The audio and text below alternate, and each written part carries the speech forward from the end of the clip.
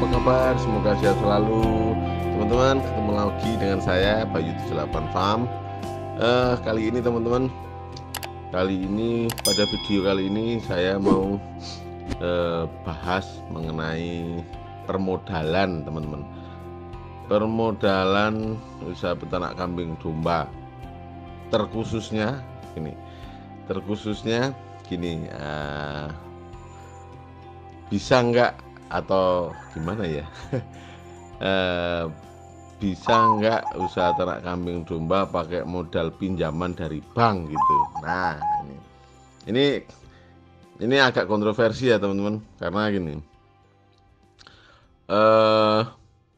bagi teman-teman yang berpedoman kepada riba, ini tidak perlu membahas untuk topik ini, karena pasti sudah nggak boleh berutang di pihak perbankan, ini riba dan sebagainya kan gitu.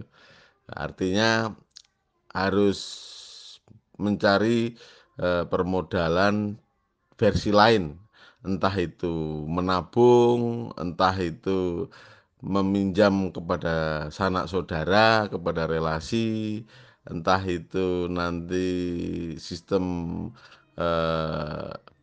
gaduh kepercayaan gitu. Nah, ini kalau untuk teman-teman yang berpandangan bahwa riba gitu. Nah, pada posisi ini saya mencoba netral saja, artinya saya menghormati teman-teman semua yang mempunyai pandangan hutang kepada pihak perbankan itu riba, dan saya juga berusaha memberikan pandangan kepada mereka yang masih menyatakan oke untuk mengajukan pinjaman di perbankan untuk permodalan usaha gitu. Karena sampai saat ini pun hampir semua bank, baik itu yang konvensional, yang syariah, yang entah itu BPR atau lembaga leasing lainnya, itu memang menyediakan layanan untuk permodalan usaha gitu. Nah, bagaimana kalau bagi teman-teman yang beranggapan bahwa bisalah mencari modal di perbankan gitu untuk ternak kambing domba. Nah, ini kata pertama yang bisa saya ucapkan adalah hati-hati dan penuh perhitungan. Jadi harus hati-hati dan penuh perhitungan ya. Karena apa? Logikanya gini, ketika teman-teman mau meminjam modal usaha di pihak perbankan dengan mengajukan berbagai persyaratan yang ternyata lolos kualifikasi, jadi persyaratannya oke, BI checkingnya oke, segala macamnya oke gitu, agunan yang diagunkan pun sudah terverifikasi oke, maka teman-teman akan masuk kepada momen akad tanda tangan pengucuran modal usaha. Nah, sesudah tanda tangan itu argonya sudah jalan teman-teman. Jadi di hari berikutnya ini teman-teman sudah harus segera menggunakan fasilitas pinjamannya berupa modal usaha, dan teman-teman juga sudah terbebani mengenai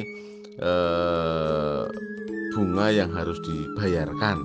Nah, jadi harus hati-hati, harus penuh perhitungan. Ini yang harus di awal teman-teman perhatikan ya.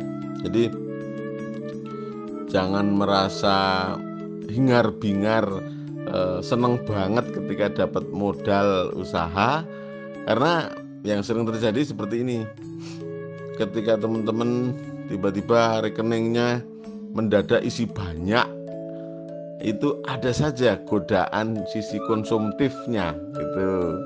Misalnya, wah, yang harusnya sudah dianggarkan untuk misalnya sewa lahan, untuk bangun kandang, ngisi ternak, beli bibit pakan segala macam, kok kemudian anak minta beli laptop baru gitu, istri minta beli rice cooker baru gitu. Ya memang sebenarnya bermanfaat ya, cuman peruntukannya kan agak bergeser teman-teman. Nah, kalau pandangan saya seperti ini ya. Kalau untuk memulai dari start awal lebih baik untuk tidak meminjam pihak perbankan teman-teman. Terkecuali teman-teman sudah benar-benar memetakan potensinya. Artinya teman-teman sudah tahu benar potensinya, perhitungannya benar-benar matang. Misalnya gini, teman-teman mau buka peternakan ini. Nah, buka peternakan, lahannya yang mau dikaryakan itu sudah punya pandangan, kemudian desainnya nanti seperti apa itu teman-teman sudah bikin, entah kandangnya segala macam. Teman-teman sudah punya ilmunya mengenai ternak kambing domba, artinya sudah punya pengalaman sebelumnya. Teman-teman sudah punya jaringan yang luas untuk pemasarannya.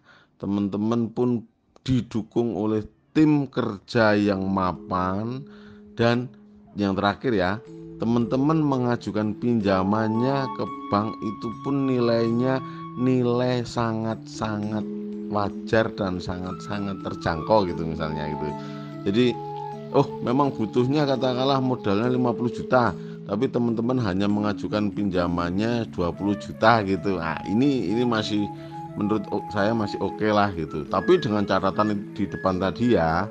Nah, akan menjadi pusing mikirnya kalau teman-teman nggak punya pengalaman soal ternak kambing domba. Teman-teman masih bingung nanti mau cari lahannya di mana. Teman-teman belum tahu ilmunya, manajemennya, pakan segala macam. Teman-teman belum punya tim yang nanti bantu. Teman-teman juga masih meraba-raba nanti jualnya mau kemana segala macam. Nah, ini jangan meminjam. Kalau di posisi ini teman-teman, saya sarankan tidak minjam modal usahanya ke pihak perbankan. Nah, terus gimana Mas? Wong saya juga pengen.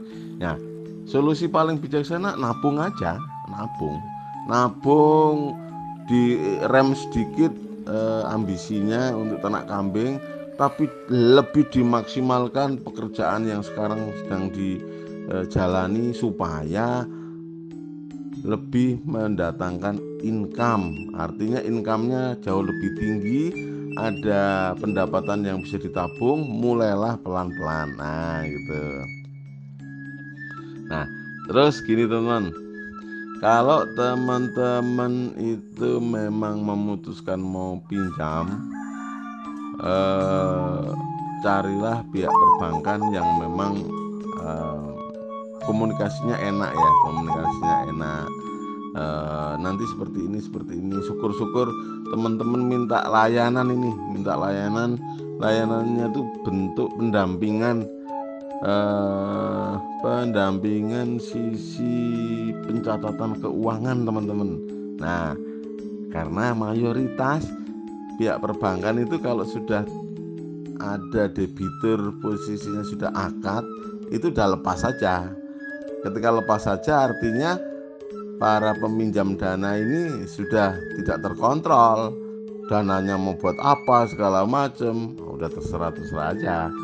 Nah, yang sering terjadi adalah nanti ada yang namanya posisi gagal bayar teman-teman. Gagal bayar alias nunggak, akhirnya debt kolektornya datang. Nah, ini yang harus dihindarkan. Nah, dengan cara teman-teman meminta kepada pihak perbankan untuk sekedar mendampingi sisi pencatatan keuangannya, keluar masuknya segala macam, ini akan lebih terkontrol. Dan teman-teman ibarat kata punya rambu-rambu bahwa dana ini sebenarnya alokasinya untuk yang produktif ini. Jadi tujuannya dana yang teman-teman dapatkan sebagai dana pinjaman itu tujuannya tidak meleset. Nah, Terus bagaimana kalau yang kalau memang memutuskan minjam, yang ideal menurut saya adalah teman-teman itu sudah jalan dulu usahanya sudah jalan, kemudian prospeknya memang bagus ini memang sesuai fakta ya, bukan dibagus-bagusin ya. Jadi memang permintaannya ada terus, dan kebetulan teman-teman ada pekerjaan, ada calon pekerjaan yang sudah fix, dan posisinya teman-teman misalnya butuh permodalan awal untuk pengadaan ternaknya gitu. Nah, ini boleh. Ini maaf ya, ini dari sisi pandangan bisnis saja ya. Ini boleh karena nanti pekerjaannya akan selesai dengan cepat. Jadi pengadaannya yang kemarin ternyata duitnya teman-teman itu sedang kepakai untuk hal lain. Nah, misalnya kemarin kepakai untuk renovasi kandang segala macam, giliran saatnya mau pengadaan ternak, beli dari petani gitu, wah kok duitnya kurang. Nah, teman-teman bisa mengajukan nih. Nah, kemudian kambing dombanya sudah bisa disiapkan, kemudian dikirim kepada customernya bayar lunas. Nah, ini teman-teman bisa sesegera mungkin mengembalikan modal pinjamannya gitu. Nah, kalau ini sifatnya semacam dongkrak teman-teman, semacam dongkrak, artinya dongkrak mobil lah. Jadi ketika teman-teman katakanlah naik kendaraan, posisinya banyak kempes, nggak bisa laju dengan kenceng, akhirnya harus didongkrak dulu, digantikan ban baru, kemudian dongkraknya kalau sudah jalan, dongkraknya kan dilepas gitu. Nah, metodenya seperti itu teman-teman. Ini yang aman. Jadi tujuannya pas dan bebannya ini segera bisa diatasi. Tapi balik lagi ya teman-teman, karena permodalan seperti ini kalau kita obrolkan di media sosial seperti ini memang sensitif sekali ya. Di satu sisi memang banyak pelaku usaha ini butuh modal usaha. Di satu sisi memang ada pandangan mengenai unsur riba.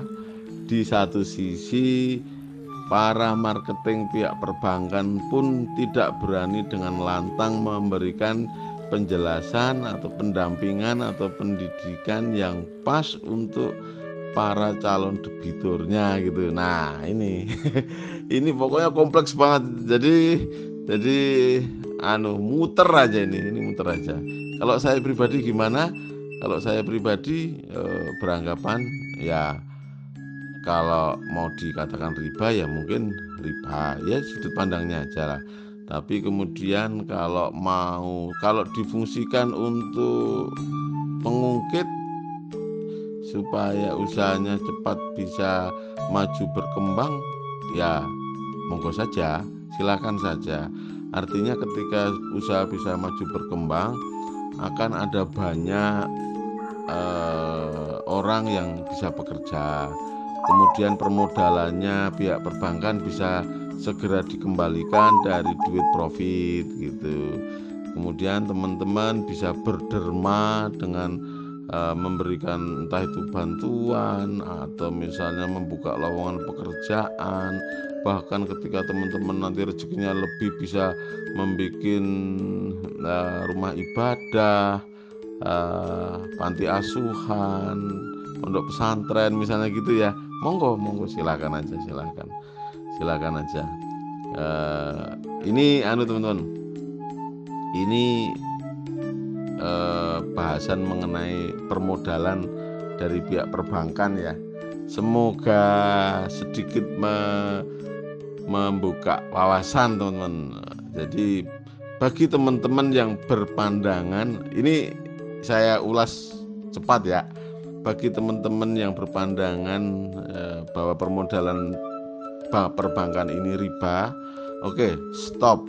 Jangan dipikirkan untuk cari pinjaman ke bank, tapi teman-teman usahakan nabung, teman-teman usahakan ekstra bekerja sehingga punya penghasilan ekstra, atau teman-teman bisa bekerja sama dengan relasi-relasi yang sekiranya mau memberikan pinjaman lunak berupa permodalan, atau misalnya teman-teman bisa gaduh gitu ya. Gaduh itu kerjasama bagi hasil gitu. Oke, bagi teman-teman yang beranggapan oke, saya masih oke kalau pinjam permodalan perbankan. Nah, tadi rambu-rambunya sudah saya berikan, bahwa teman-teman harus tertib, harus waspada, penuh perhitungan, tidak boleh meleng, tidak boleh teledor gitu, karena itu ingat, itu duit pinjaman, bukan duit ini bukan duit tiba-tiba turun dari langit gitu, bukan, itu duit pinjaman. Harus di manajemen dengan baik, harus secepat mungkin bisa dikembalikan, dan harus bisa diputarkan dengan maksimal. Oke, teman-teman, ingat yang paling pas adalah menabung. Menabung sejak usia dini, sehingga teman-teman punya ibarat kata modal awal untuk memulai usaha. Ayo teman-teman, kita menabung pelan-pelan. Bagi kita semua yang sudah punya anak, mulai kita nabung pelan-pelan, kita sisihkan dari apa yang kita dapatkan, yang nantinya bisa menjadi modal usaha untuk anak-anak kita. Terima kasih teman-teman, semoga tayangan ini bermanfaat. Jangan lupa, bagi yang belum subscribe silahkan subscribe, bagi yang sudah subscribe semoga apa yang kami sampaikan bermanfaat. Terima kasih teman-teman, sukses selalu untuk kita semua.